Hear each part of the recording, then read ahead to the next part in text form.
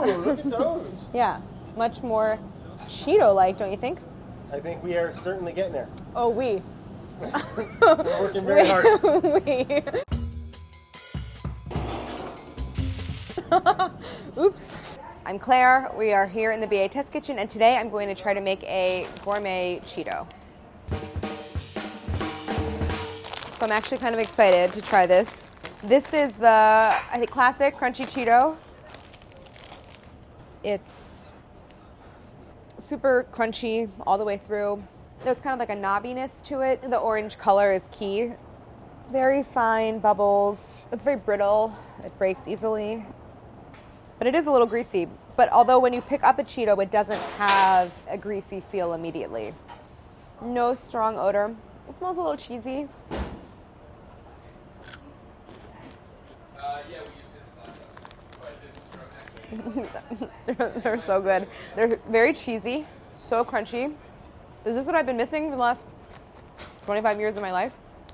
And these are flaming hot. Oh my God, look at the color. Ooh, not found in nature. I don't know about these. I don't think I'm gonna attempt that. See, I like the look of these. It's kind of like styrofoam. These are amazing. But I think this is not what people think when they think of Cheetos. I think it's more of the crunchy ones. The goal would be to get something, you know, maybe like between 1.5 and 2 inches in length. There's like no like one ideal shape. Unlike Twinkie, it's like the Cheeto can kind of look however it looks. Definitely to get the cheese to stick like uniformly to it. I think getting the Cheeto dust is necessary.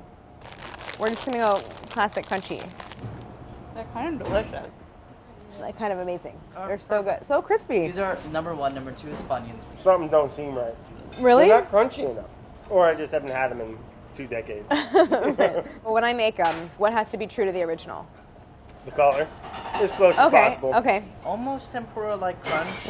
Cheesy, powdery. If you could improve on the cheese flavor, that would be the only way to like up the ante. Yeah. And I want that addictive quality. Yeah. Maybe you could just eat a whole bag. Yeah. Okay, now time to read the ingredients. Enriched cornmeal, parentheses, cornmeal, ferrous sulfate, niacin, thiamine, mononitrate, riboflavin, folic acid, end parentheses. Vegetable oil, parentheses, corn, canola, and or sunflower oil, close parentheses. Cheese seasoning, whey, cheddar cheese, bracket, milk, cheese culture, salt, enzymes, close bracket, canola oil, maltodextrin, bracket, made from corn, bracket, natural and artificial flavors, salt, whey protein concentrate, sodium, glutamate, lactic acid, citric acid, artificial color, yellow 6, and salt. Okay, oh, it's gluten-free. So I think I have to do a little research before I get started and just make sure I'm gonna start off on the right foot. Cornmeal goes into an extruder. The friction melts the starch in the corn, causes the moisture to heat up. When it passes its boiling point, the meal pops, creating the Cheetos shape. The process takes 19 minutes. We're gonna try to do it in 4 days. I kind of remember this commercial. From the research, it really just seems like the composition of a Cheeto is like cornmeal and water and salt. So that's where I'm going to start. have you even started thinking about how you're going to cook Oh, the cheese, God. You can buy powdered cheese, but I kind of thought that that was cheating. I thought about like dehydrating cheese, but cheese is oily. Then someone told me about Tapioca Maltodextrin. It's like a powder that makes fats into other powders. I did ask Brad to order it on Amazon. So that's, I don't know, I've never used it before. I don't really know how. So I think like step one is like cook some cornmeal. And the cornmeal we have is like pretty coarse. So add some salt, cook it, put this in the food processor and smooth it out and break up those bits of corn. And then drop it into a deep fryer and like just see what the result is, but I have no idea what's gonna happen. It's just like one sad little thin string like Cheeto floating in the oil. It's like, oh, I need to just like try a larger piece.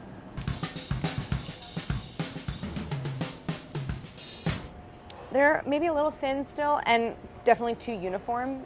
Well, they're like, It's very oily. yeah. I'm sort of thinking for the next round, mix in a little baking powder and also cornstarch for like crispiness. So But then we haven't even gotten to the cheesy part. I'm a little nervous. Yeah, Tapioca Maltodextrin. There's nothing on the back. I don't know how to use it. Tapioca Maltodextrin, a food processor. This looks a lot easier than I even thought. It doesn't seem like you really want to add anything that has any moisture in it. So before I combine the cheese and the Tapioca Maltodextrin, I want to dehydrate the cheese. So before you leave, will you set me up with the dehydrator? I'm sorry. There's no cheese setting, which probably is a cue that you're not supposed to put cheese in the machine, but I'll come back in like 10 hours and see what happens. The fat kind of pooled out of the cheese. So the idea is that there's no moisture left so that we can pulverize it into a powder with the Tapioca Maltodextrin. Okay, like nothing much is happening. I might go Vitamix. This is like a much more powerful motor.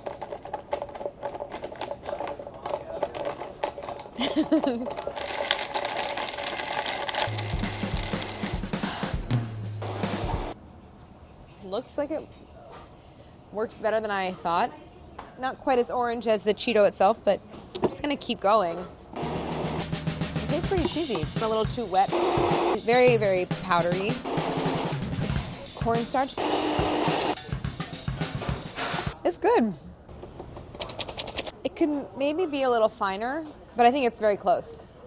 All right, so going back to my corn mixture, today I'm gonna go for a crisper, lighter texture. I'm gonna add a little bit of baking powder, which will help like aerate the mixture even more. And the cornstarch just makes things crispier.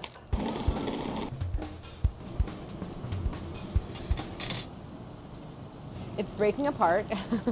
Too much baking powder, I think. I don't know about this. It's like, actually, like texture-wise, pretty good. I'll try bring the temperature up and I'll do another test. Maybe it's instead of a more low and slow fry, it's like a much hotter, much faster kind of fry. It's holding its shape a little better, but it's still like flattening out quite a bit. Maybe I'll try piping it.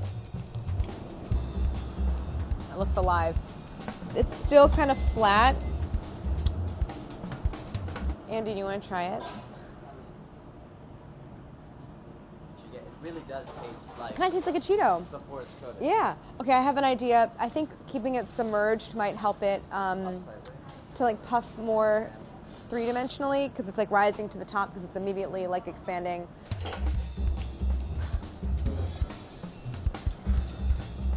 Oh, I think it's going to stick to the spider though. We'll see. Oh, I think it... Yeah, it just totally got stuck on there. See, it's like too flat. No. You ate it hot. You maybe It's let a it little gummy, a cool. little oily. But you ate it hot. You happy with the base? I feel like it's Not anymore. You just told me it was bad. Brad, your honesty is admirable, but also kind of soul-crushing. So really, what I should be doing is this. Oh man, it's like freaking out. It's still pretty flat. I think I have to back up and try something else. I mean, I could try air frying and then deep frying afterwards. So we have this microwave air fryer thing down here that I've never used before. I don't really know how it works, but I've been encouraged to try it. I think they're called air fryers. Yeah, we have one But where you toss them in oil and then it like blasts them with high heat. Is that what that does? I think I've so. never used one before. But we'll try it. Okay, it is a little stuck to the parchment. I should have greased the parchment. I should go back and just try it with just cornstarch so I can sort of figure out like where the spreading issue is coming from. This is like such a sad, skinny little...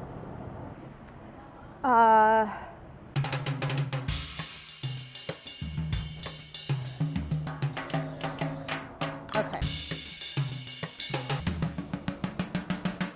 Oh, they're kind of sad looking. They're definitely too thin. Not much is happening, so I think I have to try again by piping them thicker. Okay, so it just beeped. I'm hoping I can really honestly just slide the entire parchment into the oil and then peel the parchment off. These are looking pretty flat though. Maybe I didn't bake them long enough in the oven, in the, whatever, the air fryer,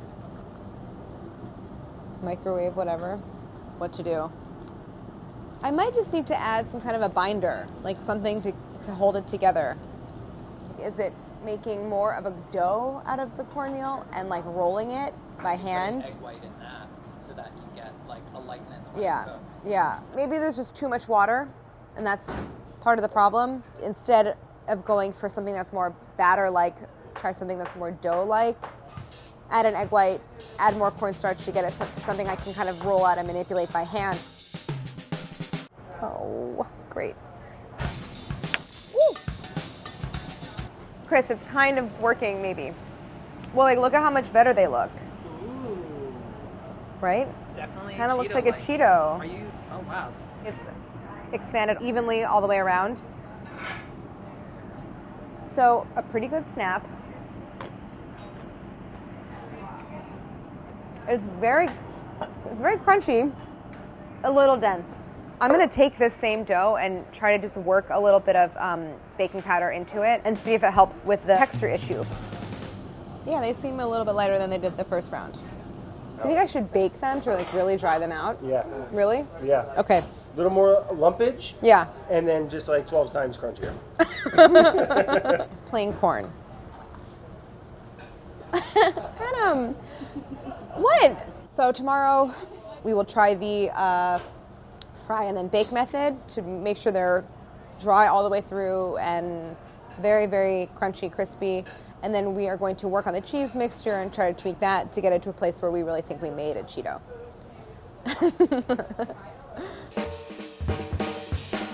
So it's day 3 of Cheeto. This is really kind of clumped up and it's not very powdery. So I'm just gonna really dry this out. I had a couple new ideas. So I thought about introducing a couple flavors into the cheese powder. I had another thought, which is, I found it. Okay, it's powdered buttermilk. It's true buttermilk, so it has like cultures in it. And so I think it'll give like a really nice tang, sort of lactic flavor. Now to get back to our dough. It was a little dense, not crispy enough. So I think what I need to do is almost make like a hybrid and make sort of like a much looser, wetter batter that I could still kind of manipulate with my hands. I'm gonna season the inside also. Maybe just a little bit of cayenne and the garlic powder. Oh, nice. They look a little bumpier, Yeah, that looks like a freaking Cheeto. Yeah, I do think they look more like Cheetos than the ones from yesterday. I'll put these in the oven to really further dry out. So I've had the cheese dehydrating. I'm going to check on it. Much, much drier. Break up some of the larger bits and let it go a little longer. It is feeling pretty dry. And now let me look at the Cheetos. Okay, ready? Ooh, not a good sign. It did not really slice through. So the thicker ones need a little more time still. I'll throw that back in the oven and we'll do the cheese powder. Like a lot of salt, a pinch of cayenne, the turmeric garlic powder, cultured buttermilk powder. I think it's gonna taste really good. I think it needs to be cheesier. It really, really smells like that packet of cheese powder in the Kraft mac and cheese box in a good way. It's well seasoned. It kind of has that feeling of the Cheeto dust. Just to make sure the powder is powdery, the Cheeto base is crunchy. I'm gonna put the powder and the Cheetos actually all in the dehydrator, turn it on high, and we'll check back in a few hours, hopefully wrap this up. It seems really dry. That's a good sign. Quick blitz, a lot finer. Check on the Cheetos, pretty good snap. So crunchy. Can you hear that? The crunch? I would eat these. These are pretty good. The color is very different, but I sort of feel like in some ways they look equally unnatural, so I guess I consider that a success. Oh, So, just a moment of truth. are you guys ready to taste the final version? Don't take this the wrong way. Okay. It's almost too classy to be a Cheeto. You're in I like, take you're that in as the a compliment. pirates- You're in the pirate's booty world of Okay. like extruded, puffy, cheesy things. Chris, I will And that's take a- it. That's a great place Yes, to be. I'm not upset about that. Save this It and does. put it Oh. on popcorn, and it Oh, will kill. oh yeah. Yeah. So yeah, not a bad I'm idea. enjoying them. Great, so glad. I have tons limited to There you go, this Claire. sheet tray. Thank you. It only took 3 days. I think you achieved the full 12 times crunchier. The You Cheeto don't have dust. to wash your hands after, then you're not eating You didn't eat a Cheeto. There you go. Here's how you make a gourmet Cheeto. For the base, combine 1 cup cooked cooled polenta, 2 teaspoons baking powder, an egg white, lots of salt, and a few pinches garlic powder and cayenne in a food processor. Process until smooth and light. Add cornstarch a couple of tablespoons at a time. Process until mixture is very thick but still tacky. Transfer to a piping bag, cut a 1/2-inch opening. Dust work surface with more cornstarch. Pipe a long snake onto surface, dust with cornstarch. Cut into irregular pieces and roll individually into Cheeto-like shapes. Drop into 375-degree vegetable oil and fry, moving around until bubbles subside. Transfer to a dehydrator set to 130 Fahrenheit. Dry until crisp all the way through 4 to 6 hours. For cheese coating, combine 1/2 cup Tapioca Maltodextrin in a blender. Add a couple of slabs of dehydrated orange sharp cheddar, salt, turmeric, a tablespoon or 2 powdered buttermilk, 1 to 2 teaspoons garlic powder, and a large pinch cayenne. Blend until powdery. Spread out onto a small rimmed baking sheet and dry in a dehydrator until totally dry, 4 to 6 hours. Blend again. Combine with Cheetos in a plastic bag. Shake to coat. And that's it. That's all you got to do to make Cheetos. It's really up to you if you want to make that at home.